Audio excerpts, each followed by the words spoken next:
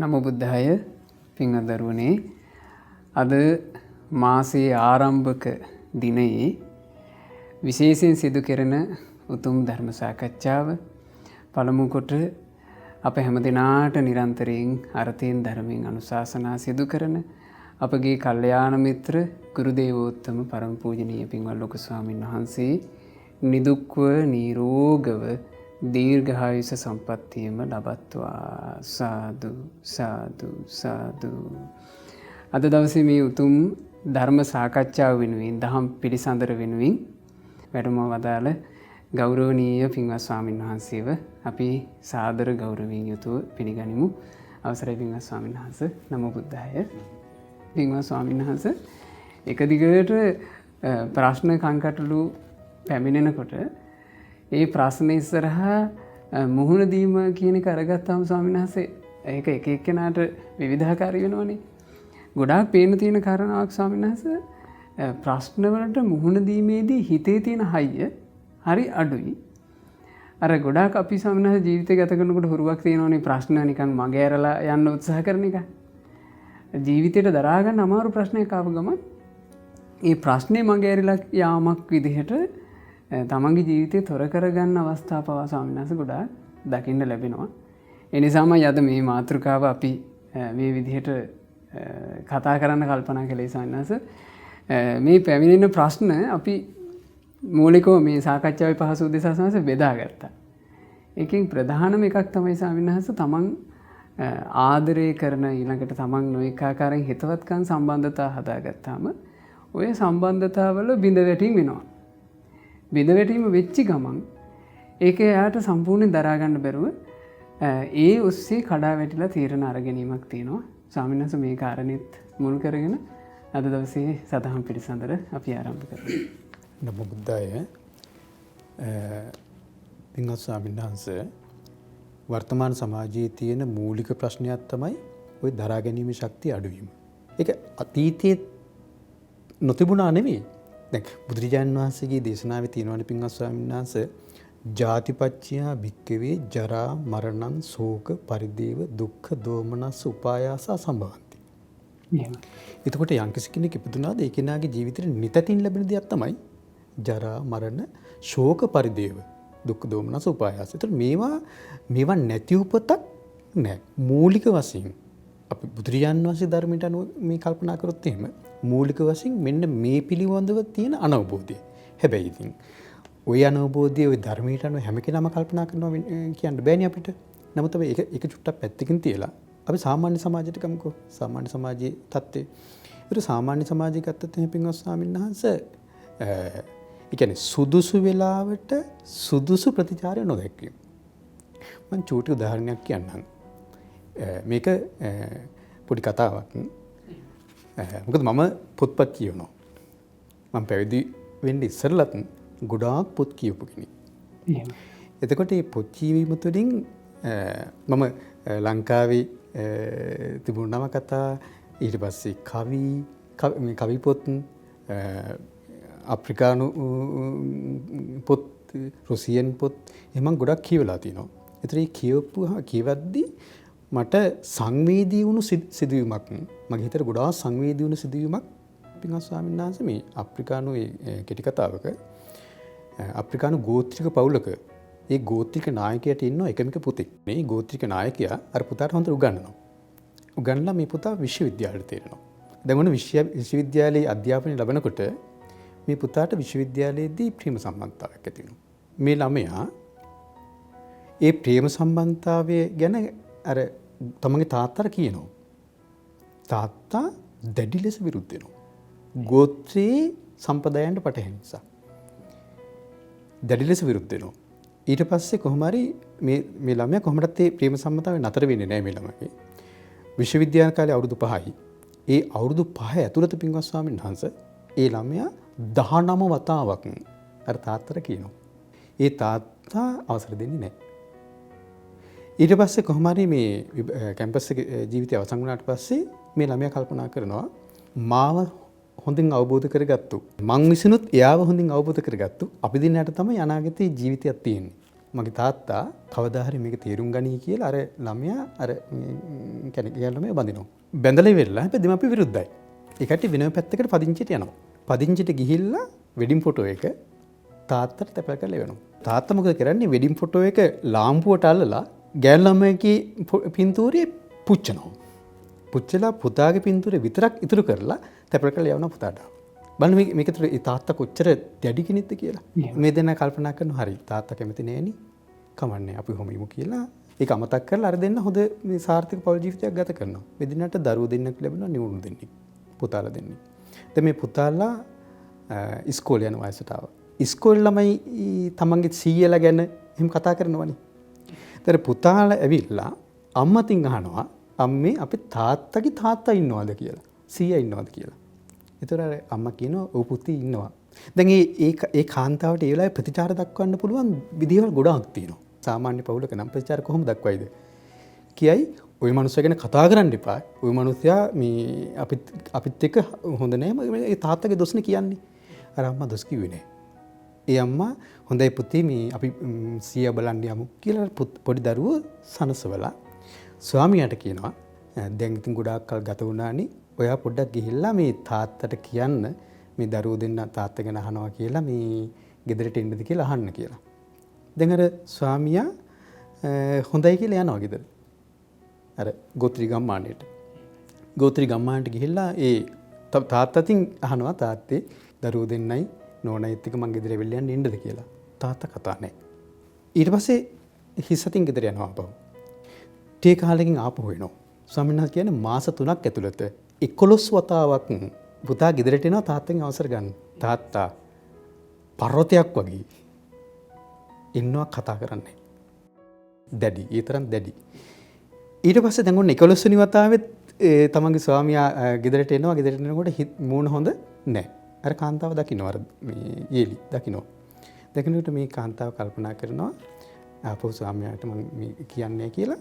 එදා වෙනදා වගේම හොඳට උයලා ඊට පස්සේ දරුවන්ටත් මේ කන්න දීලා ස්වාමියාටත් ආදරෙන් මේ සලකලා කන්න දීලා රාත්‍රී ඔක්කොම නිින්දට ගියාට පස්සේ අර කාන්තාව පෑනයි කොළි අතර ගන්නවා. ඒ වෙලාවෙත් ඒ කාන්තාව අර ස්වාමියාට දොස් කිව්වේ නැහැ. තමන්ගේ ස්වාමියාට දොස් කිව්වේ නැහැ. තමන්සේගේ තාත්තා මේ ඔච්චර මේ ලොකු මිනිහෙක්ද? ඇයි කියලා එහෙම කතාවක් නෑ ස්වාමියා. බලන්න මේ කාන්තාවගේ තියෙන බුද්ධිමත් ඉවසීම. ඊන් පස්සේ මාමන්ටිට ලියුමක් තියෙනවා. තාත්තී කියලා ආමන්ත්‍රණයක ලියනවා. තාත්තී මගේ කියන්නේ තාත්තගේ පුතා මගේ ස්වාමියා බොහොම හොඳ කෙනෙක්. ඒ වගේ හොඳ කෙනෙක් මට ලැබුණේ තාත්තා නිසා. ඒක නිසා තාත්තට මම හැමදාම මේ ගෞරව කරනවා. තාත්තේ මේ අපේ පුතාලා දෙන්න හැම වෙලාවෙම 100ක් කියලා මේ අහනවා. 100 පුතාලා බලන්න කැමති නැහැ කියලා මට පුතාලා දෙන්න කියන්න විදිහක් නැහැ. ඒක නිසා මේ පුතාලගේ තාත්තත් එක්ක ඒ පුතාලා දෙන්න තාත්තා බලන්න එන්න කරුණාවෙන් අවසර දෙන්න. තාත්තා මාව බලන්න අකමැති කියලා මම දන්නවා. ඒ නිසා මම මෙහෙට වෙලා ඉන්නම්. මේ පුතාලා දෙන්නට අවසර දෙන්න කියලා.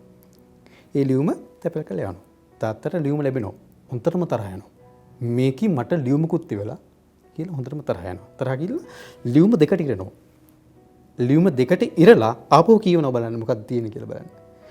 කියවන යනකොට අර ගලක් වගේ පර්වතයක් වගේ හිටපු අර ගෝත්‍රික නායකයාගේ හිත සසල වෙනවා. ඊට පස්සේ ගෝත්‍රික නායකයා ගැසුරින් කඳුලක් වෙනවා. එළියට පැනලා කෑ ගහලා කියනවා ගෝත්‍රික ගමට ඇහෙන්න කෑ ගහලා කියනවා මට මගේ ජීවිතය අවසන් වෙන්න ඉස්සෙල්ලා මගේ මුණුබුරෝ දෙන්න බලන්න ඕනේ. මගේ යේලි බලන්න ඕනේ. මගේ පුතා බලන්න ඕනේ. කොහෙන් හරි එක්කන් වරෙලා කියලා. මේක අපි හිතට සතුටු අවසානයක් නෙද තියෙන්නේ මේ කතාවේ. ඒතර ස්වාමීන් වහන්සේ අද බොහෝ කතාවල තියෙන්නේ අපේ සිතට සැනසීමක් ගෙන දෙන අපේ සිත සිසිල් වෙන අවසාන නෙවෙයි. ඒතර මේක බලන්නකෝ අර කාන්තාව බුද්ධිමත් විදිහට කල්පනා කරපු විදිහ ඉවසීම, නිසි වෙලාවට නිසි තීරණ ගැනීම, එකිනෙකාට ගෞරව කිරීම කොච්චර දෙයක් මේ කතාවෙන් අපිට ගන්න පුළුවන්ද? ඒක නිසා මම කියන්නේ ඇත්තටම අපි සමාජයේ නැත්තේ ඔන්න ඕක. එකිනෙකාට සංවේදී නොවීම. අර කාන්තාවට තමන්ගේ ස්වාමියාට ප්‍රතිචාර දක්වන්න තිබුණා දරදඬු විදියට. ඒ පුතා තාත්තට එරෙහුණෙත් නෑ. අර තාත්තගේ බාහට විරුද්ධව බැඳ තමයි. නමුත් තාත්තට කවදාවත් දොස් කිව්වේ නෑ. බැන්නේ නෑ. මම දකින්නේ පුතාගේ බුද්ධිමත් භාවයට වඩා ඒ පුතා බැඳපු නෝනාගේ ඒ භාර්යාවගේ ඒ කෙනා කවදාවත් තමන්ගේ ස්වාමියාට කිව්වේ නෑ තමුසේගේ තාත්තාට මේ ඔච්චර ලොකු නම් ඉන්න කියනවා. මම ඔය දැන් මෙහෙනම් කියන්නේ ඔය මනුස්සයා මැරිච්ච තැනකටවත් මම වෙන්නේ නෑ කියලා. කවදාවත් එවැනි ප්‍රතිචාරයක් දැක්ුවේ නෑ. ඉවසීම තුළින් ඕනම දරදඬු කෙනෙකුගේ සිතක් මොලොක් කරන්න පුළුවන්. මේ පණිවිඩය අද කාලේ තරුණ පිරිස අඳුන ගන්නවා නම් මං හිතන්නේ ප්‍රශ්න තියෙන්න බෑ කියලායි. ඇත්තම ස්වාමීන් වහන්සේ ඒ කියන්නේ මං හිතන්නේ අපි අහන්න හිටපු මේ ප්‍රශ්නවලින් ඒ කියන්නේ මේ ආදර සම්බන්ධතාව හෝ වෙනත් ඇති කරගන්න සම්බන්ධතාවලදී ස්වාමීන් වහන්සේ තියෙන ලොකුම දුර්වලතාවය ඇත්තම එකිනෙකා අඳුනගන්න තියෙන අදක්ෂකම එකිනෙකා වෙනුවෙන් කැපකිරීමක් කරන්න තියෙන අදක්ෂකම ඕක ස්වාමීන් වහන්සේ තව දකින්න ලැබෙනවා. දැන් ස්වාමීන් වහන්සේ මේ කියපු කතා පුවත තුලත් ඒක තිබුණා. තමන් රැකියා කරන ස්ථානය වෙන්න පුළුවන්. එහෙම නැත්නම් තමන්ගේ දරුවෝ වෙන්න පුළුවන්. ස්වාමි භාර්යාව වෙන්න පුළුවන්. අර ගොඩාක් වෙලාවට ස්වාමීන් වහන්සේ කියපු තැන නෙමෙයි අපේ සමාජයේ අය ඉන්නේ.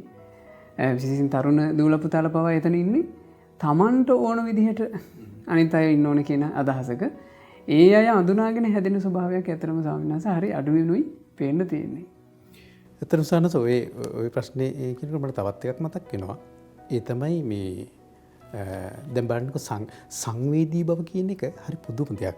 සුද්ධෝදන රජුරෝ සිදුහත් කුමාරයා ගිහි අතහැරලා ගියාට පස්සේ කම්පාවටපත් වුණානේ. ඊට පස්සේ හිත හදාගත්තේ නන්ද කුමාරයා ඉන්නවා කියලා. නමුත් බුදුරජාණන් වහන්සේ සම්බුද්ධත්වයටපත් වෙලා නන්ද කුමාරයාත් පැවිදි කරගත්තා. ඊට පස්සේ දැන් ඔන්න සුද්ධෝදන රජුගේ තවත් සිත පැරුණා. ඊට පස්සේ තව ටිකක් කරගෙන රාහුල කුමාරත් පැවිදි කරගත්තා. තවත් සිත පැරුණා. ඊන් පස්සේ සුද්ධෝදන රජුරෝ ගිහිල්ලා බුදුරජාණන් වහන්සේට වන්දනා කරලා වරයක් ඉල්ලනවා. ඒ වරේ තමයි දරු සෙනෙහස මේ හැම සිඳිනවා. හැම සිඳලා මස් සිඳිනවා. මස් සිඳලා ඇට සිඳිනවා. ඇට සිඳලා ඇට මිදුළු වලටම කිඳා බහැලා තියෙන්නේ. ඒක නිසා ස්වාමීනි දරු සෙනෙහස කියන මේ පුදුම තරම් දෙයක්. ඒක නිසා මම වහන්සේගෙන් වරයක් ඉල්ලනවා. මේ මට දුන්නු දුක අනාගතයේ කිසිම තාත්තා කෙනෙකුට කිසිම අම්මා කෙනෙකුට නොදෙන්න දෙමාපියන්ගේ අවසරකින් තොරව මේ ශාසනය දරුවෙක් පැවිදි කරන්න එපා කියලා. බුදුරජාණන් වහන්සේ සසල නොවන කෙනෙක්. කාටවත් කියන්න බෑ බුදුරජාණන් වහන්සේ මේ සුද්ධෝදන රජුගේ ඉල්ලීමට සසල වුණා කියලා. එහෙමත් නැත්නම් එතන කම්පා වුණා කියලා. බුදුරජාණන් වහන්සේ අකම්පිත කෙනෙක්. හැබැයි බුදුරජාණන් වහන්සේ සංවේදී කෙනෙක්. ඒක බලන්නකෝ ඒ අකම්පිත වූ සකල ක්ලේශයන් ප්‍රහාණය කරපු බුදුරජාණන් වහන්සේ පවා සාධාරණ ඉල්ලීමකට සංවේදී බවක් ඇති කරගත්තා. අද නැත්නම් මොකද්ද? මේ සංවේදී භාවය. ඉතින් බුදුරජාණන් වහන්සේ ඒක නිසා පැනෙව්වේ. අනාගතේ දෙමාපියන්ගේ අවසරයෙන් යුතුව දරුවෝ පැවිදි කරන්න එපා කියලා. අදටත් ඒක තියෙනවා. අදට පැවිදි කරන්නේ. ඒතර සංවේදී බව කියන එක පින්වත් ස්වාමීන් වහන්සේ තාමත් වැදගත් දෙයක්. සංවේදී බව. මම තා චූටි කතාවක් කියන්න සාන්නසට. එක්තරා දුප්පත් පවුලක කාන්තාවක් හිටියා. මේ කාන්තාව ආදර සම්බන්ධයක් ඇති කරගත්තා. ඒ ආදර සම්බන්ධය ඇති මේකත් මේ පොඩි කෙටි කතාවක එකක්.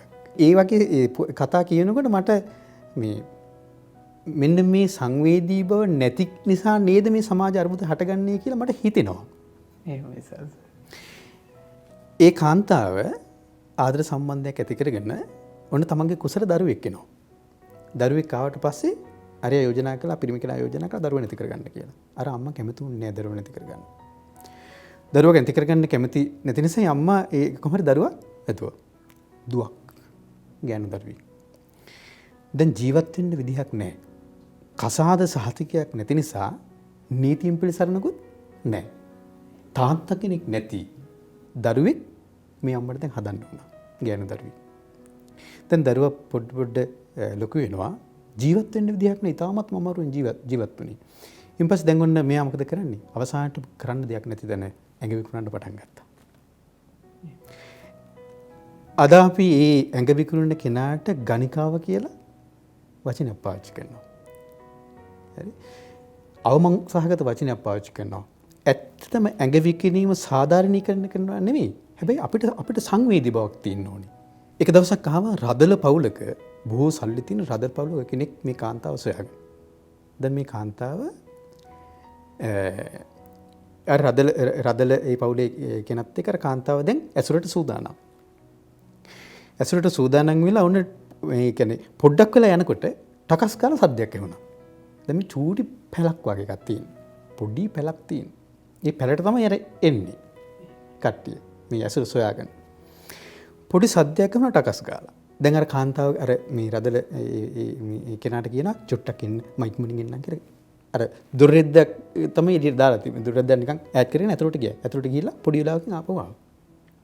ආපහු ඇවිල්ලා දැන් අයමත් අර ඇසුරට සූදානම් වෙනවා. සූදානම් වෙනකොට අයමත් පොඩි ටිකක් කරනකොට අයමත් ටකස් කරලා සද්දයක් එනවා. අයමත් අර කාන්තාව චුට්ටක් එන්න මම ඉක්මනින් එන්නම් කියලා අයමත් ඇතුළට ගියා. ඇතුළට ගිහිල්ලා දැන් ඔන්න පොඩි වෙලාවකින් ආපහු එනවා. ආපහු ඇවිල්ලා දැන් අයමත් ටිකක් කරනකොට අයමත් ටකස් කරලා සද්දයක් එනවා. අර කාන්තාව චුට්ටක් එන්නනේ සමාවෙන්න චුට්ටක් එන්න කියලා ආපහු ඇතුළට යනවා. දැන් අර මිනිස්සයාට උන්ටම කේන්ති ගියා. උන්ටම කේන්ති ගියා මේ ගෑණි මම මරනවා කියලා දැන් ඔන්න මේ අර මේ යහනේ නැගිටලා අර මිනිස්සයා මාරාවේසින් වගේ මේ අර රෙද්ද ඈත් කරගෙන ඇතුළට ගියා. ඇතුළට යනවා. ඇතුළට යනකොට මොකද දකින්න ලැබෙන්නේ? වැසිකිලි වලක් උඩ චූටි දරුවෙක් පොඩි දරුවෙක් ගෑනු දරුවෙක් ඉන්නවා. මේ රෑ රාත්‍රී අර ගෑනු දරුවා වැසිකිලි වල උඩ ඉඳලා ඉන්න ගෑනු දරුවාට නිින්ද යනවා. නිින්ද යනකොට ගිහිල්ලා ඔළුව වදිනවා අර මේ ටකරමක. ටකරමක ඔළුව වදිනවා. ඔළුව වදිනකොට අර කාන්තාව ගිහිල්ලා අර දරුවාගේ මූණේ වතුර ටිකක් ගාලා මේ අයමත් ඉඳවලා එනවා චුට්ටක් වෙලා හිටපන් මං ඉක්මනින් එන්නම් කියලා. ඒ දර්ශනීය දකින්නකොට අර මාරාවේසින් හිටව මිනිස්සයාගේ හිත උණු වෙනවා. උණු වෙලා මේ මිනිස්සගේ පර්ස් එකේ තිබුණු මුදල් ඔක්කොම ටික දීලා අර මිනිස්සයන්ට යනවා. මේ කතාව ලියන කතාකාරයා අදහස් කරන්නේ අර රදලයන්ටත් සාමාන්‍ය සමාජයේ කැමති නෑනේ. සාමාන්‍ය සමාජයේ රදලයා කෙරෙහිත් තියෙන වෛරයක්. ගණිකාව කෙරෙහි තියෙන වෛරයක්. මේ දෙකම නැති කරනවා. මම කියන්නේ මේ පොතපත කියවන්න. ඒ නිසා පින්වත් ස්වාමීන් වහන්සේ අපිට ගොඩාක් මම හිතන්නේ සමාජයේ ගොඩාක් දුර්වලතාවයක් තමයි මේ Facebook වලට අහු වෙලා, YouTube වලට අහු වෙලා, විද්‍යුත් මාධ්‍යයට අහු වෙලා පොතපතින් ඈත් වීම.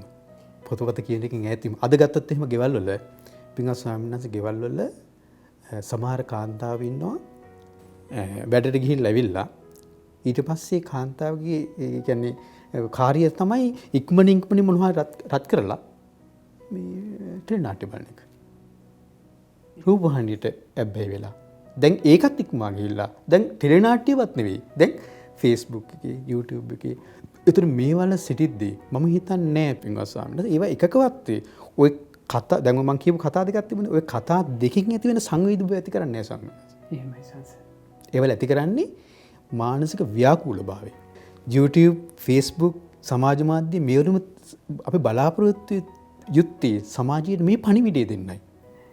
සංවේදී බව, මානසික බව, ඉවසීම, තව කෙනෙකුගේ දුක හඳුනා ගැනීම මේ දේවල්. හැබැයි මේවා කෙරෙන්නේ නැහැ පින්වත් ස්වාමීන් වහන්සේ. ඇත්තම සංස විද්‍යුත් මාධ්‍ය ඒ තුල තියෙන්නේ ලොකු කලබලකාරී බවක් ස්වාමීන් වහන්සේ දැන්. ඒ කියන්නේ අපිට දැන් කලින් ඉස්සර අපි අහලා තියෙනවා ධර්මදේශන ඇහුවේ රෑ එළි වෙනකන්. හවස ගොම්මන් වෙනකොට ධර්ම දේශනාවට වාඩි වෙන ස්වාමීන් වහන්සේ එළි වෙනකන් ධර්ම දේශනා කරනවා. උස් පහත් ભેදයකින් තොරව ඒ ධර්ම දේශනාව අහනවා කවුරුත් වාඩි වෙලා. ඒ වාඩි වෙන කෙනත් අය අතරමඟින් නතර වෙලා යන්නේ නැහැ. නිකන් සාන එළි වෙනකන් ධර්ම දේශනාව අහනවා. දැන් අපි අහලා තියෙනවානේ රටේ රජුරු හිටගෙන බණ ඇහුවේ. එහෙමයි සානේ. ඊට පස්සේ ඒක එහෙම අඩු වෙලා ගිහිල්ලා සාමාන්‍ය පැය දෙකේ විතර ධර්ම දේශනා. අපි පුංචි කාලේ වගේ සාමාන්‍යයෙන් මේ පන්සලක කොහේ හරි ධර්ම දේශනා කරන පැය දෙකේ තුනේ ධර්ම දේශනා තිබුණා. එහෙමත් අහපු කාලයක් තිබුණා. දැන් ඒකත් අඩු වෙලා ගිහිල්ලා පැය එකමාරි ධර්ම දේශනාවලට ආවා. දැන් ඒකත් අඩු වෙලා ගිහිල්ලා පැය ධර්ම දේශනාවලට ආවා. දැන් ඒකත් අඩු වෙ ගිහිල්ලා දැන් විනාඩි 3 විනාඩි 5 දේශනා. මොකද මේ කලබලකාරී බව ශනිකව හැම දෙයක්ම ඕනේ.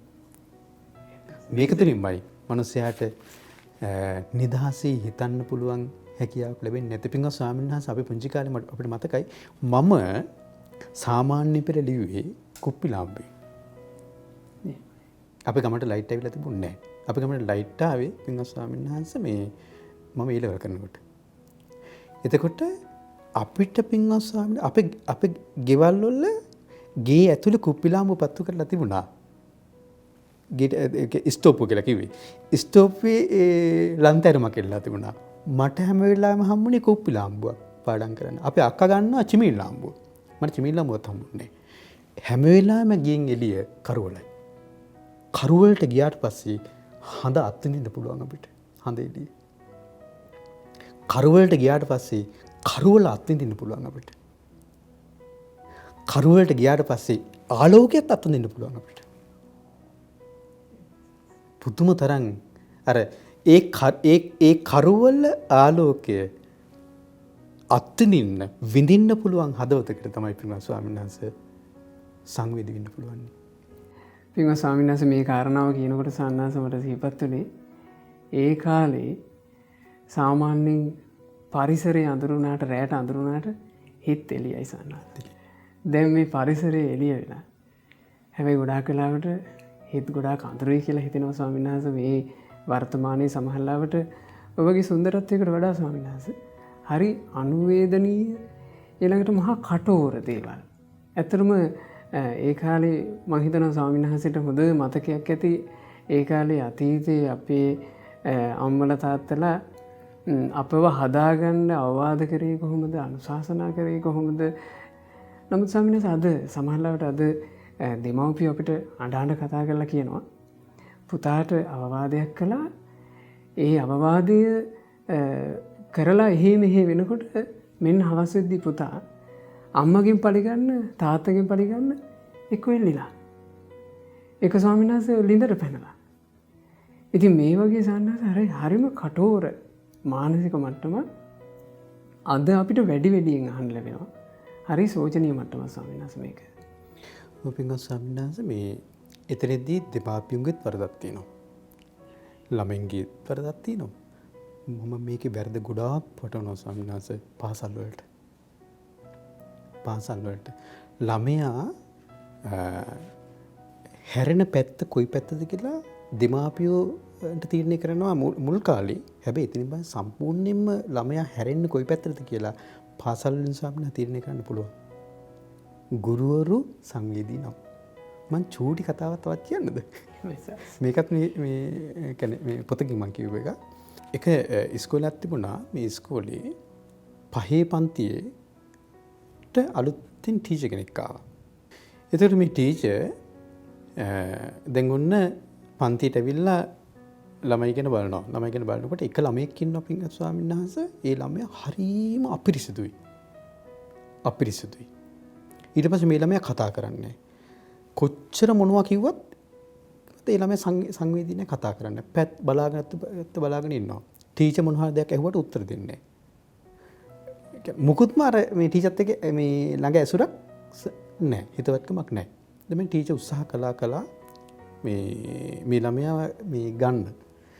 දැන් මේ ටීචර්ට තරහ ගියා හොඳටම. ඒ තරහක් ඇති වෙලා ඊට පස්සේ මොකද කළේ මේ ටීචර් දැන් ඔන්න අර ළමයා ඉන්න පැත්තව බලන්න නැතුව තමයි දැන් උගන්වන්නේ. මේක ලංකාවේ කතාවක් නෙවෙයි. මේ පුංචි ළමයාගේ නම ටෙඩි. ඒ ටීචර්ගේ නම තොම්සන්. හරි. දැන් වර්ෂ අවසානයේ ඒ ළමයින්ගේ ප්‍රගතිය වාර්තා කරන්න පොතක් තියෙනවා, වෙනම පොතක්. ඒ පොතේ ලියන්න ඕනේ. ඒ ළමයින්ගේ ප්‍රගතිය ගැන ලියන්න ඕනේ පන්ති භාර ටීචර්. දැන් මේ ටීචර් ගෙනත් දුන්නා අර ඒ පන්ති ළමයින්ගේ අර ප්‍රගති වාර්තා පොට්ටේ ගෙනත් දෙනකන් දැන් ඔන්න මේ ටීචර් මේ දැන් එකින් එක ළමයාගේ දැන් ප්‍රගතිය මේ ලියාගෙන යනවා. දැන් ඔන්න ටෙඩිගේ පොත අහු වුණා. ආවා දැන්. ඊට පස්සේ දැන් මේ ලියන්න තියෙන්නේ ටෙඩි ගැන. දැන් පොත ගන්නකොටම ටීචර් තරහයි දැන්. තරහ ඇති වුණා. තරහ ඇති වෙලා කමන්න මුත් රස්සාවනේ කරන්න එපා, මොනවා ලියන්න එපා. ඒතර මේ ටීචර් මේ පෙරලා බැලුවා පළවෙනි කියන්නේ මේ වසරේ ටීචර් මොකද්ද ලියලා තියෙන්නේ කියලා. පළවෙනි වසරේ ටීචර් ලියලා තියෙනවා මේ පොතේ ටෙඩි ඉතාමත්ම හොඳ ළමයෙක්. ටෙඩි ප්‍රියමනාප දරුවෙකි. ඉතාමත් හොඳින් කියන දේ අහන කීකරු ළමයෙකි. ටෙඩි ඉතා පිරිසිදුයි, ප්‍රියමනාපය. ඒක තමයි පළවෙනි අවුරුද්දේ ටෙඩිගේ වාර්තාව. ඊපස්සේ මේ ටීචර් දැන් ප්‍රශ්නයක් මේ ළමයා ගැන නෙමෙයි මේ ලියලා තියෙන්නේ. මේ ටීචර් වැරදිලා කියලා. පළවෙනි අවුරුද්දේ ටීචර් වැරදිලා මේ ළමයා මාරු වෙලා කියලා. දැන් ඊළඟ පිටුව පෙරළුවා. ඊළඟ පිටුව පෙරළුනකොට ඊළඟ පන්ති භාර ටීචර් ලියලා තියෙනවා ටෙඩි ඉතා හොඳ ළමයෙකි, කීකරු ළමයෙකි. හැබැයි මවගේ අසනීපය ටෙඩිගේ සිතට මානසිකව දැඩි බලපෑමක් කර තිබේ. ඊට පස්සේ දැන් මේ ටීචර් සංවේදී. දැන් ඔන්න හිත ඊට පස්සේ ටීචර් කල්පනා කළා එහෙනම් පළවෙනි එකත් මේ ළමයාගේම තමයි.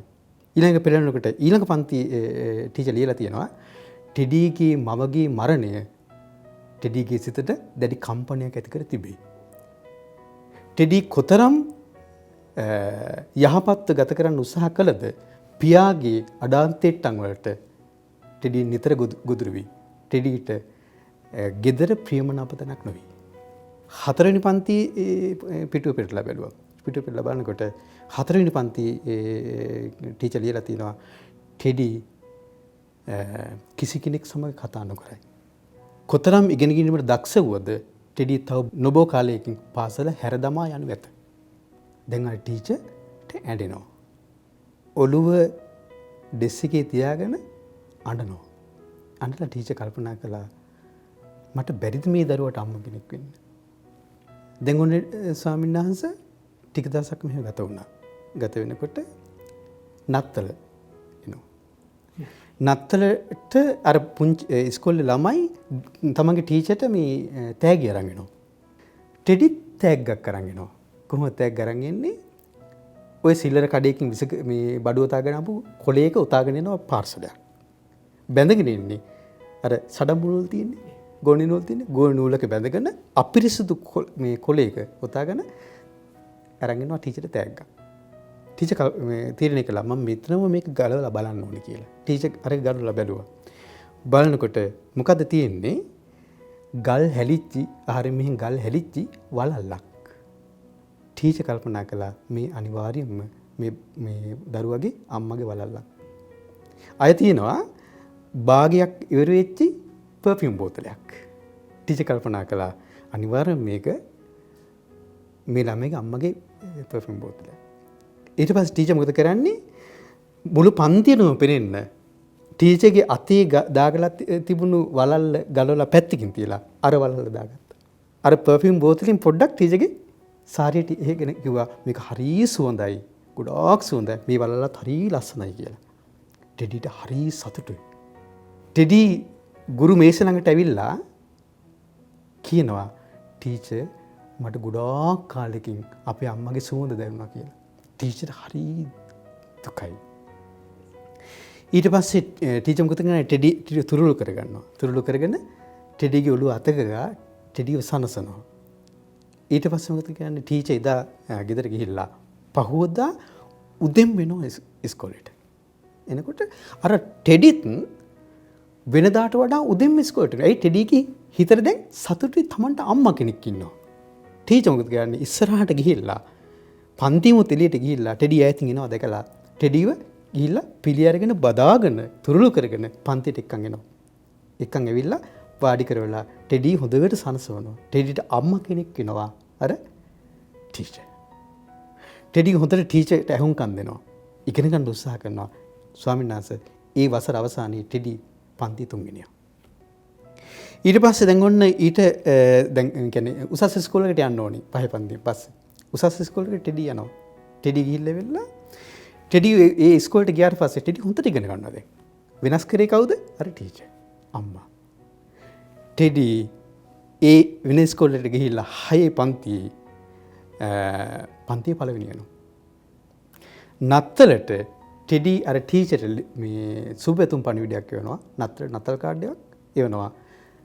මගේ ජීවිතේ මේ තාක් මට මුණ ගැසුණු හොඳම ටීචර් ඔබයි කියලා. දැන් ටෙඩි මෙහෙම අවුරුද්දෙන් අවුරුද්ද ඉගෙන ගිහිල්ලා ටෙඩි උසස් අධ්‍යාපනය කරලා දැන් හොඳට පාස් වෙලා වෛද්‍ය විද්‍යාලයට යනවා. හැම අවුරුද්දකම අර විදිහට අර ටීචර්ට එවනවා. ටීචර් දැන් හරි සතුටුයි. මමත් මගේ වෘත්තියෙන් යමක් කළා නේද කියලා. දැන් ටික කාලයක් යනකොට ටෙඩි ආපහුඩියුමක් වෙනවා. දැන් ටෙඩිට කියන්නේ මේ සහකාරියක් මුණ ගැහෙනවා. බඳින්න කියන ආදරවන්තියක් මුණ ගැහෙනවා. ආදරවන්තියක් මුණ ගැහුණාට පස්සේ ටෙඩි ආපහු අර ටීචර්ට ලියුමක් වෙනවා. මගේ ජීවිතේ මේ තාක් මට මුණ ගැහුණු ආදරණීයම ගුරුතුමිය ඔබයි. ආදරණීයම ගුරුතුමිය කලින් කිව්වේ හොඳම කියලා. දැන් උන් අර හිතේ ආදරේ දැන් ගුරුවරයා දැනගන්නවා ටෙඩි දැන් වෙනස් වෙලා කියලා ටික. බලන්න අම්මා කෙනෙකුට සැබෑ මම්මෙකුට තමන්ගේ දරුවෙකුගේ වචනින් ස්වාමීන් වහන්සේ ඒ දරුවා අඳුන ගන්න පුළුවන්. ටික කාලෙකින් දැන් ඔන්න ටෙඩිලා බඳින්න දින නියම කරගෙන අර ගුරුතුමීට එවනවා ලියුමක් අහවල් දවසේ දැන් මට මගේ සහකාරිය මුණ ගැහුණා අනාගත සහකාරිය අහවල් දවසේ අපි වෙඩින් එක තියෙන අහවල් පල්ලියේ එදාට මගේ අම්මගේ ආසනේ ඔබතුමී වාඩිලා ඉන්නව දකින්න මම කැමතියි කියලා. දැන් ටීචර් හරි සතුටුයි. වෙඩින් එක දවසේ උදෙන්ම නැගිටිනවා මේ ටීචර් උදෙන්ම නැගිටලා කවදාවත් ඇඳපු නැති විදිහට ලස්සනට අඳිනවා. වටිනාම තියෙන ඇඳුම් අඳිනවා. මේ ටීචර්ගේ අල්මාරියේ තියෙන රත්තරන් බඩු ගොඩාක්. මේ ටීචර් ගන්නවා අර වලල්ල. අර ගල් හැලුණු අර වලල්ල ගන්න. ඒ වලල්ල විතරක්ම දා ගන්නවා. විතරක්ම දාගෙන අර පර්ෆියුම් බෝතලේ තව ටිකක් තියෙනවා. ඒකත් එහෙ ගන්නවා. ඒකත් එහෙගෙන ගිහිල්ලා පල්ලි අම්මගේ ආසනේ වඩයි. එතකොට අර ටෙඩි ඇවිල්ලා අර මේ ටීචර් මේ බදාගෙන වන්දනා කිරීමන්නේ බදාගෙන කියනවා මම මෙතෙන්ද මේ තත්ත්වයට පත් කරන්න මූලිකයන ඔබයි කියලා ඔබට මම ණය ගැති කියලා. ගුරුතුමිය කියනවා නෑ ඒක වැරදි. සංවේදීව දරුවෙකුට මව් සෙනෙහසක් දෙමින් අකුරු උගන්වන්නේ කොහොමද කියලා ඉගැන්වී ඔබයි කියලා. බලන්න පින්වත් ස්වාමීන් වහන්සේ අපිට කොච්චර සංවේදී වෙන්න පුළුවන්ද? ඒ සංවේදී බව දැන් ටෙඩි සමහර විට කියන්නේ අර විදිහට මිටන දාමරිකයෙක් වෙන්න තිබුණා. සමහරට සුයිසයිඩ් කරගන්න තිබුණා. සමහරට කුරු ගහන්න පෙළඹෙන්න තිබුණා. හැබැයි ටෙඩි සම්පූර්ණයෙන්ම වෙනස් කරලා අර නොමගට යමින් තිබුණු ළමයව සම්පූර්ණයෙන් අනිත් පැත්තට කරකවලා සුමගට අරගෙන සමාජයට වැඩදායි සංවේදී සමාජය ගැන සංවේදී පුජ්‍යලෙක් බවට පත් කරේ අර ටීචර්ගේ යම් ප්‍රශ්නයකදී සංවේදීව බලන්න පුළුවන් හිතක් තිබීම. මං කියන්නේ ලංකාවේ අපේ සිංහල බෞද්ධ මේ ටීචර්ලාට අනිත් රටවල් වල ඉන්න ටීචර්ලාට වඩා සංවේදී බව ඇති කර ගන්න පුළුවන්. ඇයි? බුදුරජාණන් වහන්සේ ධර්මයේ තුලින්. හැබැයි මට පුදුමයි ඇයි අපිට මේක නැති වුනේ කියලා. මට මේ ඊයේ පෙරේදා සිද්ධියක් ආරංචි වුණා. එක ටීචර් කෙනෙක් ඒ මේ ඉස්කෝලේ වයස අවුරුදු 13ක හරි 16ක හරි අර ටීචර්ට වයස අවුරුදු 32ක්ද කොහොමද අර 16ක ළමයා හෝටලයට අරන් ගිහිල්ලා තියෙනවා අපයෝජනයේට ඒ ටීචර් විසින් 16 වතාවක්ද කොහොමද මම ගුරුවරුන්ට චෝදනා කරනවා නෙවෙයි හැබැයි ගුරුවරු තමන්ගේ කාර්යය තමන්ගේ කටයුත්ත තමන්ගේ වෘත්තියේ තියෙන ගෞරවණීය බව තමන්ගේ වෘත්තියේ තියෙන වැදගත් බව තීරුම් නොගැනීම නිසා කොච්චර සමාජීය ළමයි නොමග යනවද මම කෙනෙක් ඉස්සල්ලාම ඒ කියන්නේ gedara මූලිකයි හැබැයි කෙනෙක් යන දිශාව කොහොමද කියලා ඒ කියන්නේ දිශානතිය යොමු කරන්න ප්‍රධානම මේ දේ කරන්න ස්වාමීන් වහන්සේ පාසලේ ඒ පාසල අර පෙර පරිදි දරුවන්ට සෙනෙහසින් ගන්න දරුවන්ට කියන්නේ දරුවන්ට ආදරෙන් එන්න පුළුවන් දරුවන්ට ආදරෙන් කටයුතු කරන්න පුළුවන් ගුරු මෑණිවරු ගුරු පියවරු ඉන්නවා නම් මේ සමාජය වෙනස් කරන්න පුළුවන් පින්වත්නි. ඇත්තම මේක ස්වාමීන් වහන්සේ බොහෝ සංවේදී කාරණා මම හිතන්නේ මේ ගත වෙච්ච කාලවකවානුව අපිට නොදැනෙන තරම් දැන් වර්තමාන පරම්පරාව ගත්තාම කියවීමෙන් ගොඩාක් ඈත නිසා එයාගේ හිතවල ඔය සංවේදී භාවයන් ඇති වෙන්න තියෙන තැන් ගොඩාක් අඩුයි. ඒ සංවේදී බව උදෙසා ගොඩක් හදවත්වල හිදසත්මයි තියෙන්නේ. අර මට විශේෂයෙන් කරුණක් සිහි කරන්න තියෙනවා ස්වාමීන් වහන්සේ අපිට එක මේ දුවක් යොමු කරලා තිබුණු ලිපියක් නිසා ඒ දුවගේ යාළුවා මේ වෙනකොට සියදිවි හානි කරගෙන ඒ සියදිවි හානි කරගන්න හේතුව ස්වාමීන් වහන්සේ පළවෙනි වතාවේ උසස් පෙළ විභාගය කළා අසාර්ථක වුණා. දෙවෙනි වතාවේ උසස් පෙළ විභාගෙත් කළා ඒ කරනකොටත් මෙයා කොච්චර පාඩම් කළත් මහන්සි වුණත් දෙමව්පියන්ගේ හිත සතුටු කරන්න ඕන කියන අදහසින් හිටියත් විභාගෙට ගියාට පස්සේ විභාග පිළිතුරු ලිව්ව හැටි මෙයාට තේරුණා මං අසාර්ථකයි කියලා. අවසානයේ දුව ලිපියක් ලියලා තිබුණා අපි අප වෙතේ ලිපියත් එවලා තිබුණා ස්වාමීන් වහන්සේ. ඒ ලිපියේ තියෙන්නේ මම මගේ අම්මා තාත්තා දෙන්නටම ආදරෙයි. මගේ අම්මා තාත්තා දෙන්න තමයි මේ ලෝකේ මට ලැබිච්ච හොඳම දෙමව්පියෝ. නමුත් ඒ දෙන්නගේ හිත සතුටු කරන අදහසින් මම මේ විභාගේ කොච්චර කරත් මට මේ විභාගේ සාර්ථක කරගන්න බෑ. මේ වතාවේ ප්‍රතිඵල එනකොටත් අම්මයි තාත්තයි දෙන්නගේ හිත රිදී. ඒ නිසා මට මේ විභාගයට තියෙන බයත් එක්කයි මම මගේ සියදිවි හානි කරගන්නේ. වෙන කවුරුත් මේකට පලි නැහැ කියලා. ඒ විදිහේ ලිපියක් ලියලා ඒ දුව තමන්ගේ ජීවිතේ තොර කරගෙන තියෙනවා ස්වාමීන් වහන්සේ.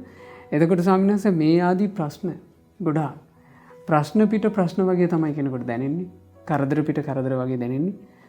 සියලු දෙනාට එන ප්‍රශ්න වලට පොදුවේ පිළිතුරක් විදිහට තමන්ගේ හදවත් තමන්ගේ අභ්‍යන්තරේ කොයි විදිහට සූදානම් කර ගැනීමද වටින්නේ.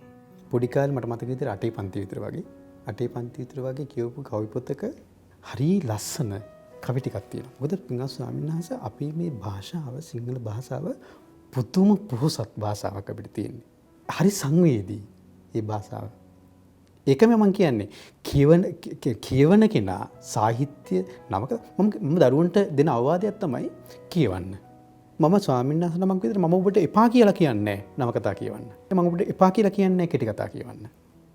වාර්තා එහෙම තියෙන්නේ ඒ දේවල් කියවන්න. ඒ කියන්නේ ඒ දේවල් කියවද්දී එකක් තමයි අපිට ඕනම දෙයක විඳින්න පුළුවන් වෙනවා. ඒක විඳින්න පුළුවන් වෙන සිතක් හරි සංවේදී ඔය හැම කාරණාවක් සම්බන්ධයෙන්. ඉතින් ස්වාමීන් වහන්සේ මේ කවි ටික ලියන්නත් බලපාපු කාරණාවක් තිබුණා. ඒතර මේ රචකයා මේ කවි මේ ලියන රචකයා දකුණු පළාතේ. ඒතර මේ රචකයා ගෙදර ඒ ගෙදර ඉස්සරහා තියෙන කන්දක්. ඒ කන්දේ හැදෙනවා මේ දුම්මල. යකහඩු කියන ගස් වලින් පින්වත් ස්වාමීන් වහන්සේ මේ කියන්නේ දුම්මල හැදෙන්නේ. ඒක දන්නවද නැ කට්ටිය? දුම්මල හැදෙන්නේ ඒ යකහඩු කියන ඒ ගස් වලින් බීරෙන එකක් තමයි දුම්මල කියලා කියන්නේ. ඒතර මේ දුම්මල කඩන්න ඒ ගමේ ගෑනු කට්ටිය යනවා. එතකොට හැම වෙලාවෙම මේ මෙයාට හිතෙනවා මේ කන්දෙන් පල්ලට වැටෙයිද? හිතට හැම වෙලාවෙම එනවා. ඊට පස්සේ මේ ළමයි ට්‍රිප් එකක් යනවා. දැන් මේ කවි පොතේ පෙරවදනේ මේ කොටස තියෙන්නේ. මේ කවි පොත ලියන්න හේතු වෙච්ච එක. ඒතර ට්‍රිප් එකක් ගිහිල්ලා කියන්නේ මේ එක්තරා ප්‍රදේශයක මේ වෙලක් අයිනේ තියෙන කඩේක තේ බොන්න නතර කරනවා වාහනේ. තේ බොන්න නතර කරාට පස්සේ කඩේ පිටිපස්සේ ටිකක් ඈතින් මහා විලාපයක් ඇහෙනවා. විලාපයක් ඇහෙනකොට මේ ළමයි ටික දුවනවා මේ පැත්තට. මේ පැත්තට යනකොට ගලකින් පහළට කාන්තාවක් වැටිලා. ඒ කාන්තාවගේ මලසිරුවට බදාගෙන චූටි ළමෙක් අඬනවා. මේ අර කාන්තාවගේ දරුවා අර මලපිනිය බදාගෙන අඬනවා. මේක හරි සංවේදී අර තරුණ වයසේ ළමයින්ට. කොච්චර සංවේදී වුණාද කියනවනම් ඒ ළමයි ඉතින් පස්සේ ට්‍රිප් එක යන්නේ නැහැ. යන්නේ නැතුව ආපහු ගෙවල් වලට එනවා. අපිට විනෝද වෙන්න බෑ කියලා. සංවේදී හදවත්. අද නම් ඒකත් Facebook දායි. ඒකත් කළා ෆොටෝ ගහලා වීඩියෝ කරලා Facebook දායි. ඒතර මේ තරුණ ළමයි කණ්ඩායම ගෙදර ඇවිල්ලා දැන් අර මේ කවිවන්තේ රචනා කරන රචකයා නිදා ගන්නවා දා රාත්‍රී. නිදා ගන්නකොට මෙයා හීනයක් දකිනවා. දකිනවා අර දුම්මල කන්දෙන් කාන්තාවක් පහළට වැටෙනවා. එමියා හැමදාම හිතනවා මේ දුම්මල කන්දෙන් කවුරු හරි පහළට වැටෙයිද කියලා. එහෙමයි. හැමදාම මේ ළමයිට හිතෙනවනේ. දැන් මෙයා මොකද කරන්නේ? ඔන්න තිගැස්සිලා හැරිලා පාන්දර හැරිලා එයා ඉතින් ලියනවා මේ කවි ටික. චුට්ටක් අහලා බලන්නකෝ. දුම්මල ගල ඉමේ මහමූ කලානේ අඳෝනාව ඇඟ හිරිගඩු නගන්නේ කන්දේ පර වේනි උලලේ නියන්නේ රෑ සමයමේ ඇයි මා බය කරන්නේ අපේ අම්මා දුම්මල ගලවන්න ගියා ඒවා මිටි බැඳන් වඳුරඹ පොලට ගියා හාල් ටිකට පොල් ගෙඩියට ණයක් තියා කොපි පොතකුයි පැන්සලකුයි ගෙනින්නියා වැහි වැහැලා ගල ආන්දා බඩේ වුණා අම්මා එදත් ඒ ගල මුදුනටම වුණා රූටා ගිහින් පාමුල ගලටත් රිදුනා අම්මා කියු විලාපය තවමත් ඇසෙනා එළබඩ රුප්පාව ළඟ රෑ හඳපානේ ඉන්නා කලට මට දුම්මල ගල පෙනුනේ ලෝභ නැතුව ඔය ගල දුම්මල දුන්නේ අම්මා පෙරළුවද තරහක් නෑ හිතුනේ පිංගසන්නාසෙත් දැන් මේ කවිය අපි චුට්ටක් තේරුම දුම්මල ගල ඉමේ මහ මෝකලානේ අඳෝනාව ඇඟ හිරිගඩු නගන්නේ දුම්මල කන්දෙන් අඳෝනාවක් ඇහෙනවා කන්දේ පරවේනි උලලේන යන්නේ උලලේන අඩන්නේ මරණයක් වෙන්න ඒක මූසල ඇඳීමක් කියලා සද්දයක් කියලා කියන්නේ. රෑ සමය මේ ඇයි මා බය කරන්නේ? හරි අහනවා උළලේනක් මේ අඬලා ඇයි මම බය කරන්නේ? මේ කන්දෙන් එහින් අඳෝනාවක්. අපේ අම්මා දුම්මල ගලවන්න ගියා. ඒවා මිටි බැඳන් වඳුරඹ පොළට ගියා. අම්මා දුම්මල ගලවන්න යනවා. අර කන්දට ගිහිල්ලා ගස්වල දුම්මල ගලවගෙන එනවා. ඒ දුම්මල ඊට පස්සේ මිටි බැඳලා වඳුරඹ පොළට අරන් යනවා. හරි. හාල් ටිකට පොල් ගෙඩියට ණයක් තියා. මේ දුප්පත් පවුලක් මේ. මේක අපි විදිහට දුප්පත් පවුලක්. හාල් ටිකට පොල් ගෙඩියට ණයක් තියා. කොපිපතකුයි පැන්සලකුයි ගෙනෙන්නියා. එතකොට අම්මා දුම්මල ටික ගලවගෙන වඳුරම පොළට ගිහිල්ලා ඒක සල්ලි කරලා අම්මා ගෙදරට ගේන්නේ හාලුයි පොළුයි කන්න ඕන දේවල් ගේන්නේ. හැබැයි මේ ළමයා ඉල්ලනවා පොතකුයි පැන්සලකුයි ඕන කියලා. අම්මා පොතයි පැන්සලයි ණයට ගන්නෙ නෑ. හාල් ටිකට පොල් ගෙඩියට ණයක් තියා. අම්මා හාලුයි පොළුයි ගේනවා ණයට. අර දුම්මල විකුණපු මුදලට ගේනවා පොතකුයි පැන්සලකුයි. දුප්පත් අම්මා තමන්ගේ දරුවාගේ දැස් පාදන්න දරන වෙහෙස. ණය උනේ කන්න. හැබැයි අම්මර අර දුම්මල විකුණලා ගත්ත මුදලින් පොතකුයි පැන්සලකුයි අරන් ආවා. සල්ලි මන්දි දුම්මල ගලවලා වඳුරුම පොළට ගිහිල්ලා විකුණන මුදල් මන්දි මේ දරුවට උගන්වන්න. හැබැයි ඒක පරදුවට තිබෙන්නේ මොකද්ද? කෑම. නමුත් ඒ අම්මා දරුවා බඩගින්න තියන්නේ ණයට අරන් ආවා ටිකක්.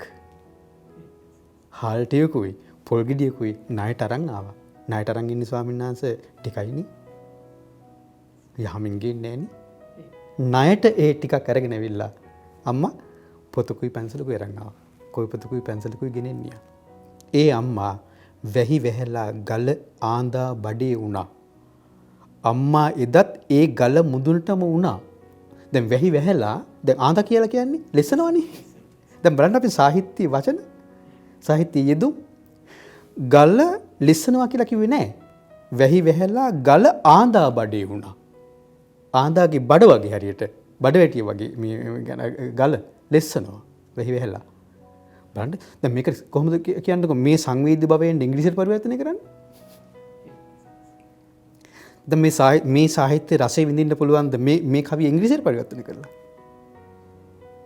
ඒකයි මම කියන්නේ පිටරට ඉන්න අම්මලාට පවා සිංහල අම්මලාට පවා ඔබේ දරුවට උගන්වන්න සිංහල. ඔබේ දරුවට සිංහල උගන්වන්න, මව්බස උගන්වන්න. මව්බසෙන් ජීවිතයට ලබන්න පුළුවන් පන්නරය ස්වාමීන් වහන්සේ වෙන භාෂාවකින් බෑ.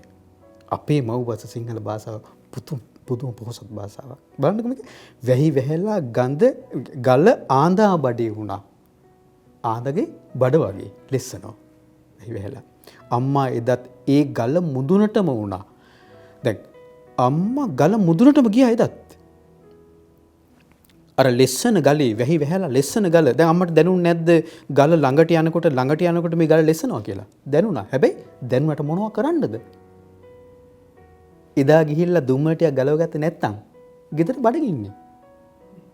අම්මා නගින්න ඇති ගලට ලෙස්ස අමාරුවෙන් නගින්න ඇති. හැබැයි ගල මැදි මුත් නෙවෙයි අම්මා වැටුනේ. හරි? මැදමුත් නෙවෙයි අම්මා කොහොම හරි වීරියෙන් උඩට නැංගා. මේක මේ දැන් මේ ගල මුදුනටම ගියා. ලෙස් ආන්දකේ වගේ ලෙස්සන ගලේ මුදුනටම ගියා කියන්නේ අම්මා මුදුනෙන්ම ඉඳලා වැටුනේ. මුදුනටම ගියා කියන්නේ පින්වත් අම්මා පුදුම තරම් වෙහසක් දරුවා. අප්‍රමාණ වෙහසක් දරුවා ජීවිතේ පරදුරට දරුවා වෙනුවෙන් අර දරුවා වෙනුවෙන් රූටා ගිහින් පාමුල ගලටත් රිදුනා. රූටලා ගිහිල්ලා අම්මා වැටිලා ඇවිල්ලා චප්පු වුණා කියලා කිව්වේ නෑ. මේ හිතක් පපුවක් නැති ගලටත් රිදුනා කියලා කියනවා. අම්මා වැටිලා. අම්මා කිව් විලාපය තවමත් ඇසෙනවා. අම්මා ඒ ගලට වැටිලා ඇවිල්ලා අම්මා විලාපෙද අඬන්න ඇති. උල්ලේනාගේ අඬින් ඒ විලාපෙද මේ ඇහෙන්නේ මට. ඇලබඩ රුප්පාව ළඟ රෑ හඳ පානේ ඉන්නා කලට මට දුම්මල ගල පෙනුනේ. ලෝභ නැතුව ඔය ගල දුම්මල දුන්නේ. ඔය ගල ඔය කන්ද අපිට ලෝභ නැතුව දුම්මල දුන්නා. අම්මා පෙරළුවද තරහක් නෑ හිතුනේ. ඔය ගල දුම්මල දුන්නා. අම්මා පෙරළුවාට මට ඔය ගලත් එක්ක කන්දත් එක්ක තරහක් නෑ. ලස්සන කවිපන්ත. මෙහෙම කවිපන්ත තියෙනවා පින්වත් සාන්නස ඕන තරම් අපේ. හැබැයි අද කවුද කියවන්නේ? මම සමහර ළමයි ඉතින් අහනවා ඔයාලා ගම්පිරිඩි කිව්ලා තියනවද?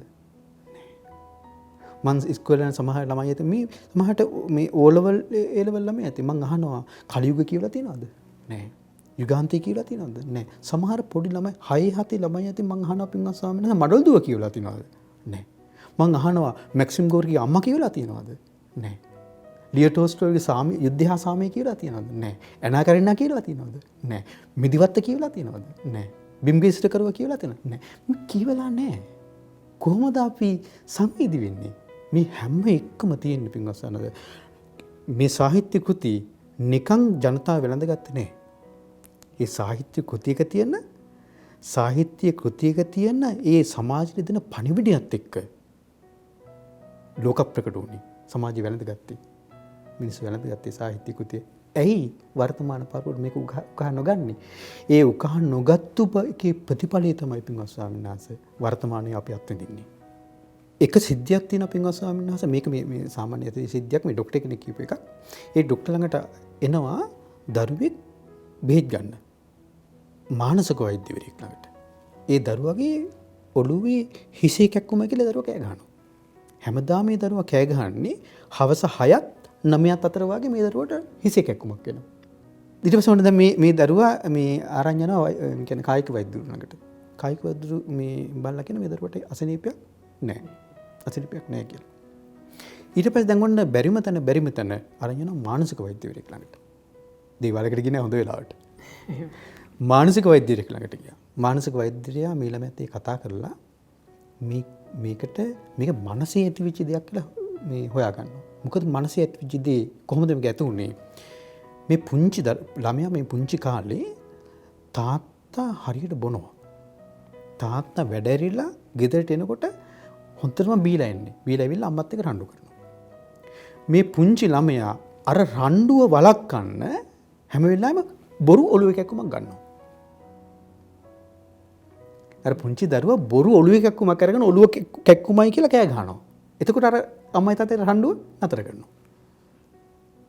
ඒතර කාලයක් තිස්සේ මෙහෙම කරනකොට අර ළමයාට අර මනසට කාවදිනවා.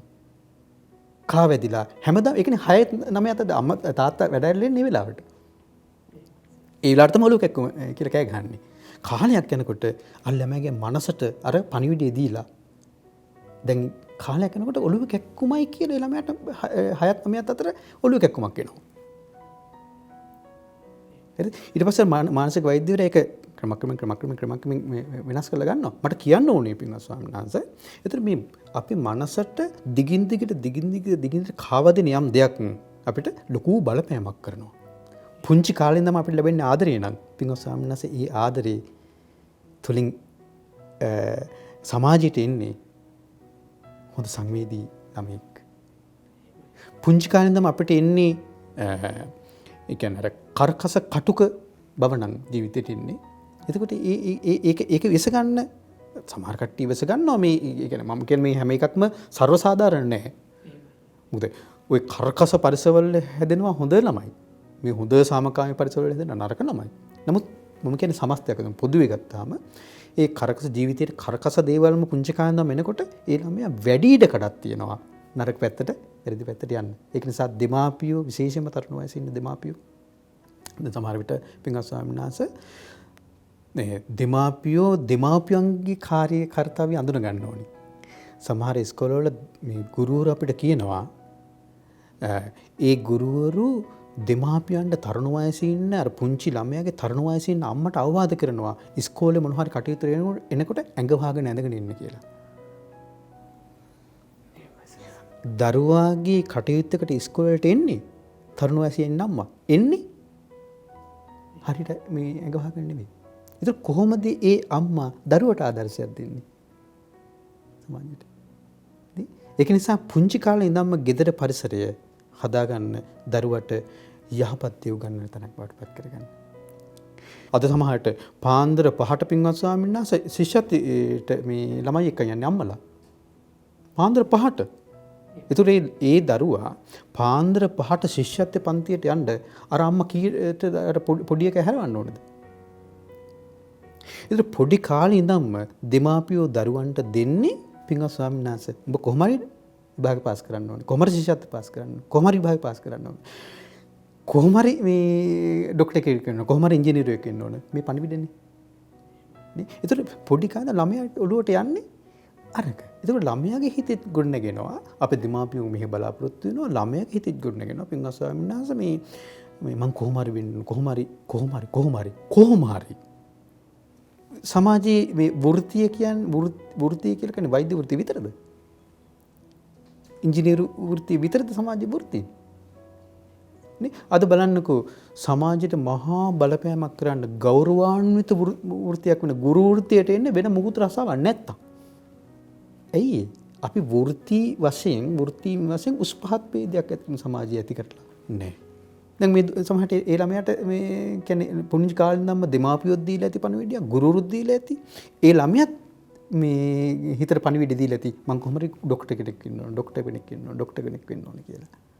මම කියන්නේ එහෙම දෙයක් නෙමෙයි වෙන්න ඕනේ. මම සමාජයට වැඩදා යහපත් කෙනෙක් වෙනවා කියන පණිවිඩය දෙන්න මේ කියන්නේ ළමයිනුත් ගන්න දෙමාපියොත් දෙන්න ඔබ හොඳට මේ කියන්නේ සෙල්ලකින ගුණවත් කෙනෙක් බවට පත් වෙන්න. ඔයක වෘත්තිය කියන එක ප්‍රශ්නයක් නෑ. හැල්මේ දුවන ලෝකයේ දූපාවේ. හැල්මේ දුවන ජීවිත අපිට ඕනේ අපිට ඔයන්නේ ආදරෙන් කොච්චර සල්ලි තිබ්බත් වැඩක් නෑ නේ පින්වත් ස්වාමීන් වහන්සේ ගෙදර ආදරේ නැත්තම් එකිනෙකා කෙරෙහි ගෞරවේ නැත්තම් එකිනෙකා කෙරෙහි සංවේදී බව නැත්තම් ඒක නිසා ආදරය කරන්න. භාර්යාව ස්වාමියාට ආදරය කරන්න. ස්වාමියා භාර්යාවට ආදරය කරන්න. දෙමාපියෝ දරුවන්ට ආදරය කරන්න. දරුවෝ දෙමාපියන්ට ආදරය කරන්න. අසල්වාසීන්ට නෑදෑයන්ට ආදරය කරන්න. මනුස්ස වර්ගයට ආදරය කරන්න. තිරිසන් සත්තුන්ට ආදරය කරන්න. ඒ ආදරෙන් පිරුණු හදවත් හරි සංවේදී. ඒ හදවත් වල කවදාවත් තව කෙනෙකුට හානියක් කරන සිතුවිල්ලක් උපදින්නේ නැහැ. අපිට ආරම්භයේ ඉඳලම විස්තර කරපු කාරණා බොහොමයක් ස්වාමීන් වහන්සේ පොත්පත් කියවීමට උනන්දු කරවීම උදෙසාම බොහෝ කරුණු කාරණා ස්වාමීන් වහන්සේ සිහිපත් කළා. අවසානයක් වශයෙන් ස්වාමීන් වහන්සේ දැන් මේ පැමිණ තියෙන ප්‍රශ්නවල සංසිඳීමක් යමින් බලාපොරොත්තු වෙනවා නම් අනාගතේ හටගන්න තිබෙන්නා වූ ප්‍රශ්නවලදී ඒ ප්‍රශ්නවලට මුහුණ දීම පිණිස චිත්ත ශක්තියක් බලාපොරොත්තු වෙනවා. මම හිතන්නේ ස්වාමීන් වහන්සේ කියවා වගේ පොත් කියවන්න හුරු වෙනවා නම් ඒ කෙනා ඒ පොත් කියවන්න හුරු වෙන කෙනාට බුදුරජාණන් වහන්සේගේ උතුම් ශ්‍රී සද්ධර්මයේ වුණත් කියවීම තුලින් ධාරණය කරගන්න තියෙන හැකියාව ගොඩාක් වැඩි. ඒ නිසා අවසාන වශයෙන් ස්වාමීන් වහන්සේ මේ දරුවෝ හැම දෙනාට කෙටි අවවාදයකින් අනුශාසනාවකින් ස්වාමීන් වහන්සේ ආශිර්වාද කරන්න කියලා මම සිතත් කරනවා.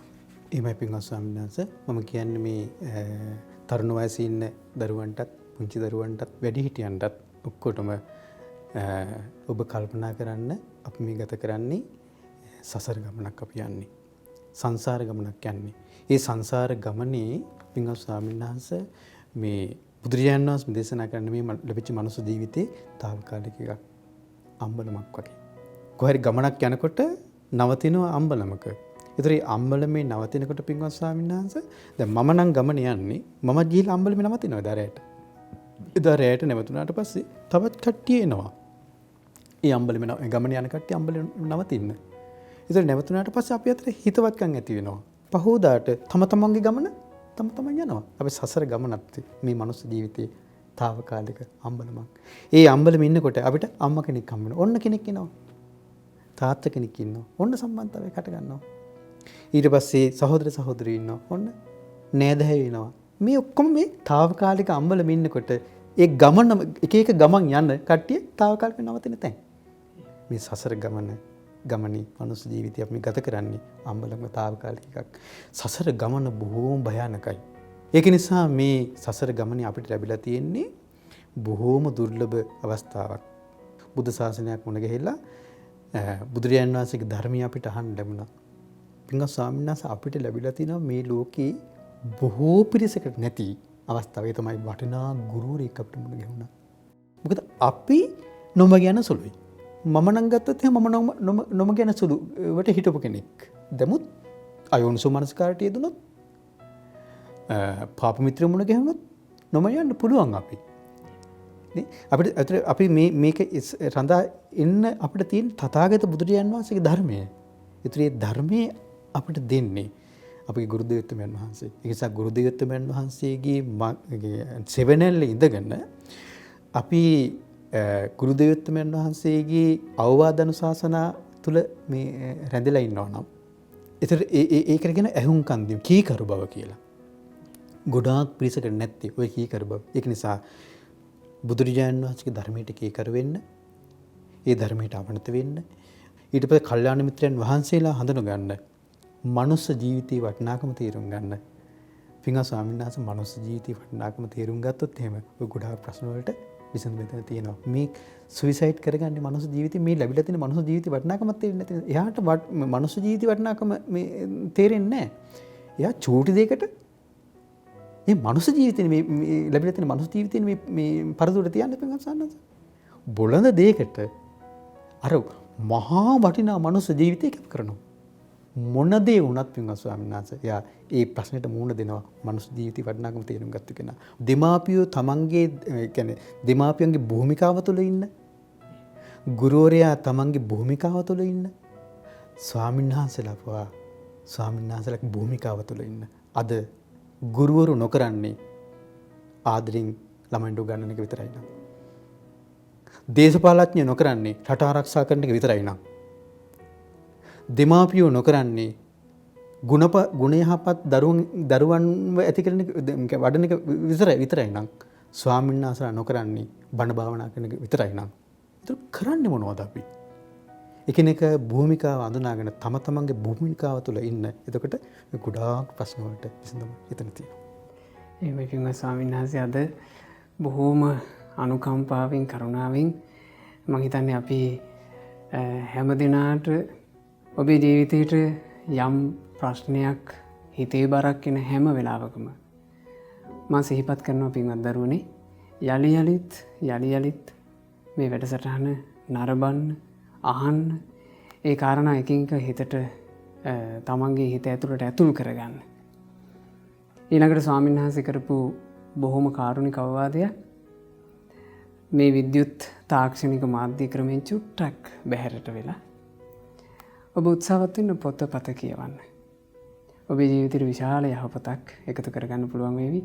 අද දවසේ අපට ඊටාම අනුකම්පාවෙන් මේ කරුණු කාරණා පහදා දීපු අපගේ පින්වත් ස්වාමීන් වහන්සේට අපි පින් අනුමෝදන් කරමු. ස්වාමීන් වහන්සේට නිදුක් නිරෝග සුවය සැලසේවා, දීර්ඝායුෂ සැලසේවා. සම්බුද්ධ ශාසනයේ චිරපැවැත්ම වෙනුවෙන් ස්වාමීන් වහන්සේ කරනු ලබන සියලුම ශාසනික කටයුතු කිසියම් කරදරයකින් බාධාවකින් තොරව සුවසේ කරගන්න ස්වාමීන් වහන්සේට ශක්තිය ධෛර්යය ලැබේවා. මේ ගෞතම බුද්ධ ශාසනය තුළ චතුරාර්ය සත්‍ය ධර්මය අවබෝධ කරන්න වාසනාව ලැබේවා. සාදු සාදු සාදු. අපි මේ උතුම් වැඩසටහනින් මේ විදිහට සමු අරගෙන යනවා. මේ හැම දිනාට කොයිතරම් ජීවිතේට ප්‍රශ්නාවක් ප්‍රශ්න පිට ප්‍රශ්න කරදර පිට කරදර ආවත් කල්යාණ මිත්‍ර ඇසුරේ හොඳට රැකවන්න ලැබමින් හිත වට ගන්නේ නැතුව මේ ලැබූ දුර්ලභ මනුෂ්‍ය ජීවිතයට සුවසේ මුහුණ දෙන්නත් සාර්ථකව මුහුණ දෙන්නත් මේ ලැබූ මනුෂ්‍ය ජීවිතයේ ਸਰව ප්‍රකාරයෙන්ම සාර්ථක කරගන්නත් වාසනාව ලැබේවා. තිරුවන් සරණයි. නමෝ බුද්ධාය.